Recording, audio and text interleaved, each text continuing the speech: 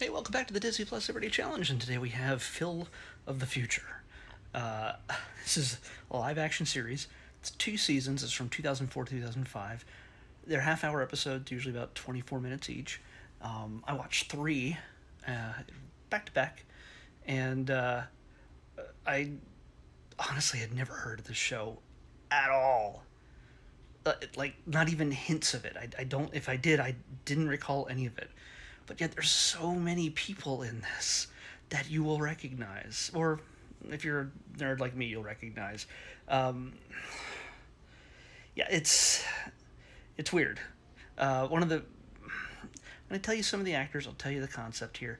Some of the actors you might recognize is Ali Michalka from most recently. What I remember her from is uh, Liv's best friend on iZombie. Uh, one of the few. Did she become a zombie at any point? Maybe for a few minutes. I don't know. But she's in this. Kay Panabaker, the sister to. I can't remember her first name, but the Panabaker girl from the Flash TV series on CW. Uh, there's there's little guest appearances from different people throughout this, and I swear when I was looking through the cast list, Rodney Dangerfield shows up at some point. Uh, I don't know. I didn't see that episode, but um, apparently Rodney Dangerfield. I don't know how that's possible, but maybe there's just a clip of him somewhere. I don't know. I don't know if he actually acts in this. In any case, Evan Peters. You guys would know him from American Horror Story and from the X-Men movies, where he plays Quicksilver.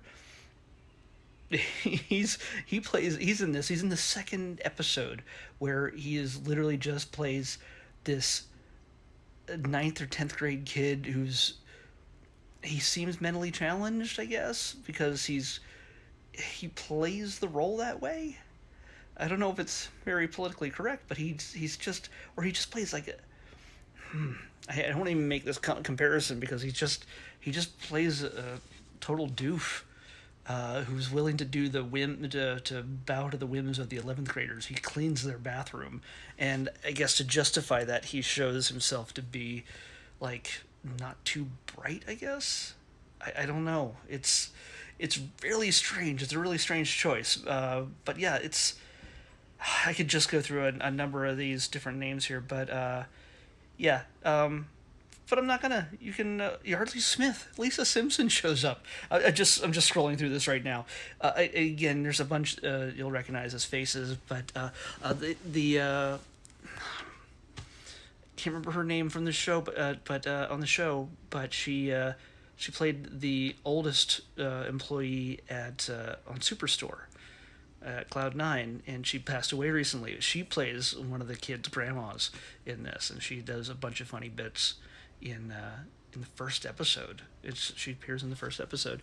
This is my finger itches. Sorry, that's why I'm so close to you right now. Yeah, there's a number of little things the people that show up throughout this thing. It's kind of really neat. The concept of this show is that this is a family from the year 2121, and they've traveled back in time. They've kind of stranded themselves, I guess. That's how the description goes. Uh, they've stranded themselves in the modern day, and they're making a go of it. The weird thing is that they don't bother to go through any origin explanation whatsoever, except in the theme song, which is really kind of 80s sounding, like goofy, like it.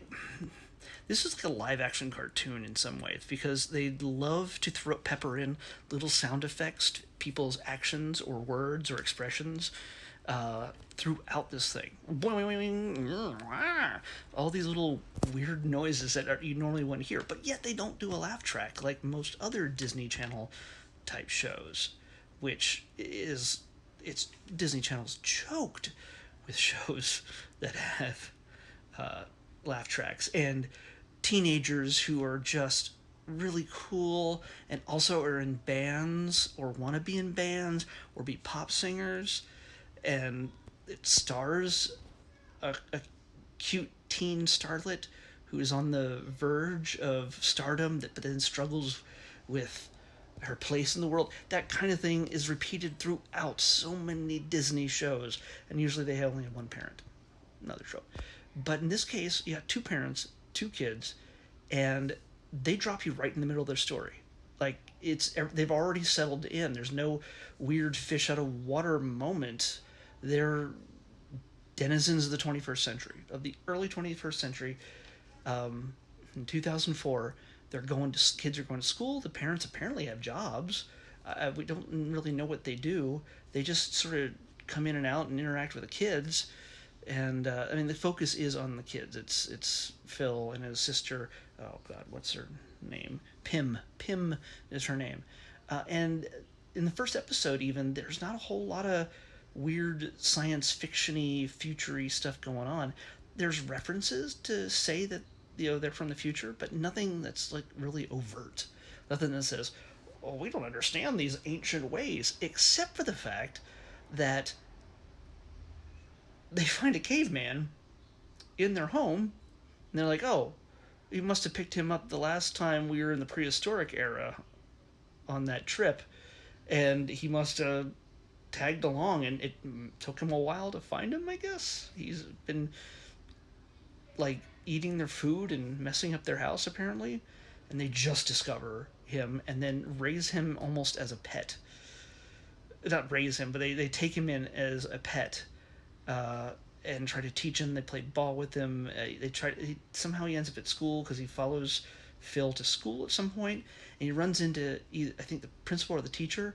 And the weird thing is, the guy is played, just so you know, is played by J.P. Manu, Manous. The caveman plays both the teacher and the caveman at the same time in a scene together. Like, he bites himself as the other character, and you don't even notice it because the caveman is so covered up in hair and everything else, and the teacher is bald, and yeah, and he doesn't speak any known words. He's fully physical comedy for this episode. And then eventually they realize they just got to take him out to the field and let him go, which doesn't make sense, because you don't want to leave a caveman just to his own devices out in the wild.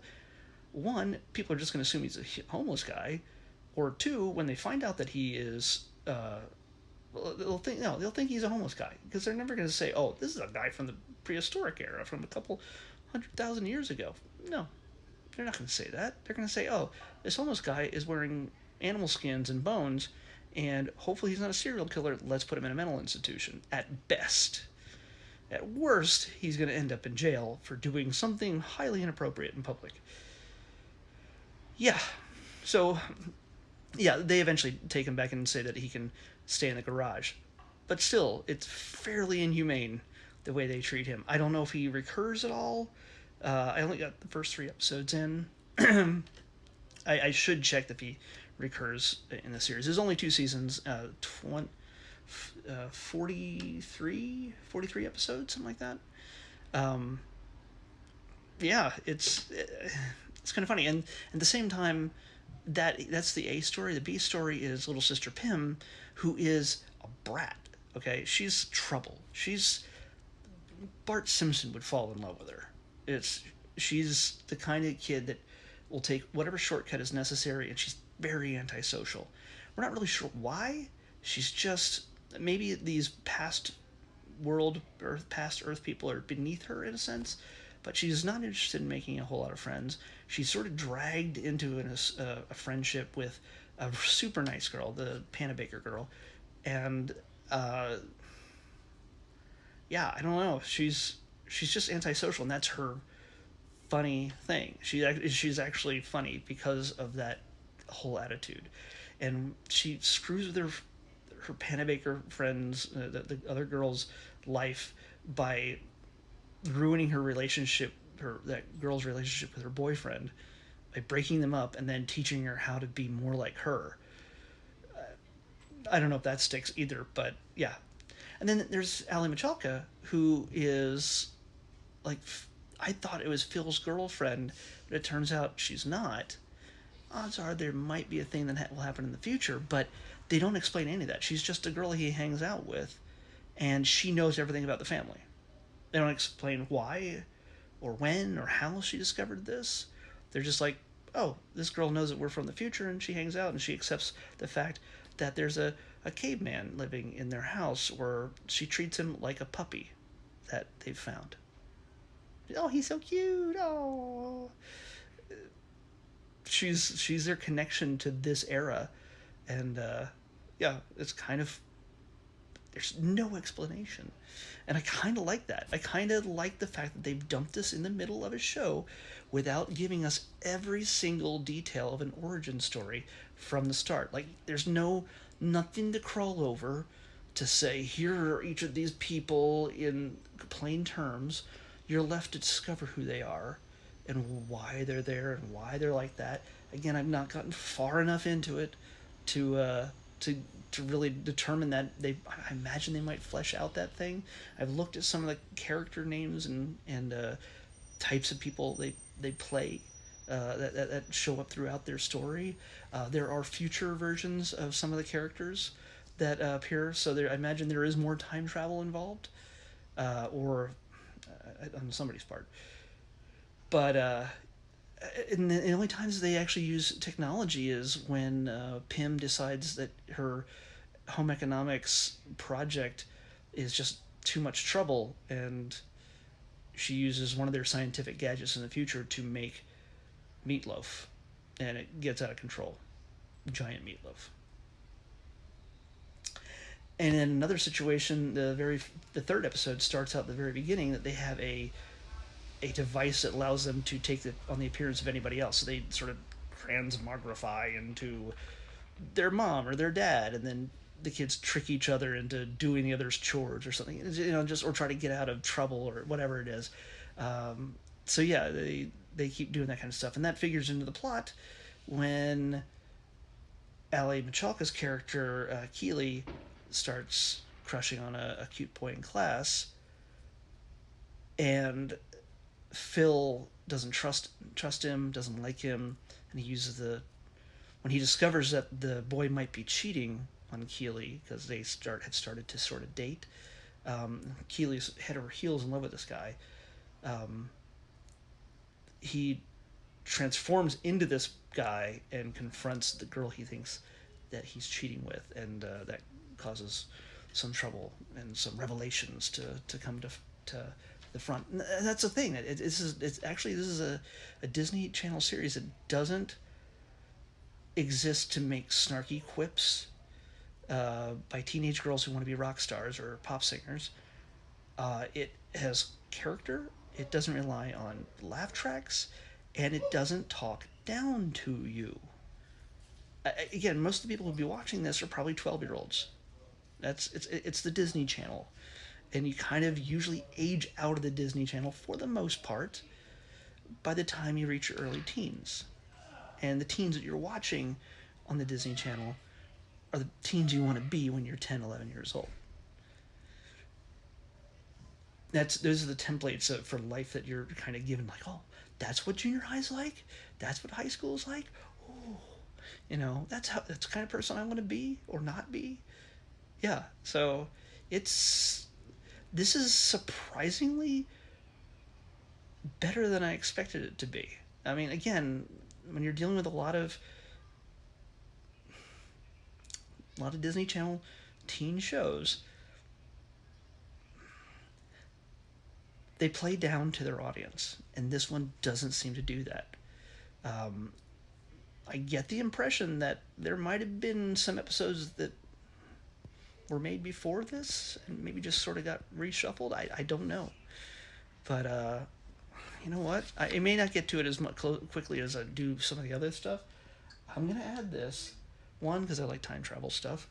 And it's just goofy enough, but it's smart enough for me to consider this actually good television. Like, not that everything else is bad television, but for a Disney Channel show, I kind of like the cast, and I kind of like where it's even if it's just single episode stories. I think there's I see some growth hopefully happening with these characters, even if it's only 2 seasons, 43 episodes. So I have 40 more to go. Like I said, I'm probably not going to get to this as quickly as I do maybe Spider Woman or some other shows.